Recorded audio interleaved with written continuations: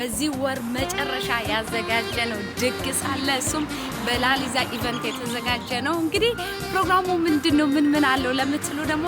ወደ ውስጥ ገብተን እያሳየናችሁ ያለውን ፕሮግራም እናሳያችኋለን ተከተሉኝ ወደ ውስጥ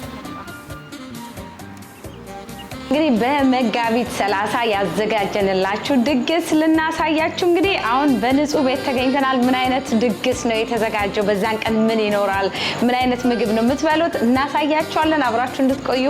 በአንድ ማዕድ ነው የምንበላው የተለያየ ማዕድ የለንም የዛን ቀን እንግዲህ በአንድ ትሪ ቀርበን በሞቴ የተባባልን እንጎራረሳለን የዛን ቀን መታችሁ እንግዲህ የምታገኙት ሴም ምግብ ስለሆነ ኤውትማ እንዴት እንደሚያምር አይነቱን ኤውት የጾም ምግብ ነው ሲያዩት ራሱ ያጠግባል ሌላ ምግብ ጨምሮ ይሄ ሌላ ነገር አያስፈልገውም ስጋ ምናምን አያስፈልገውም ስለዚህ በዚህ በጣም ኢንጆይ አድርጋችሁ እንደምትመለሱ ተስፋ አደርጋለሁ እንጠብቃችኋለን እንዳትቀሩ ስንጎራረስ ደግሞ እንግዲህ በሞቴ ይያልኩኝ አገርሳችኋለሁ እናንተም በሞቴ ይያላችሁ መታችሁ እንደምትጎራረሱ ተስፋ አደርጋለሁ አመሰግናለሁ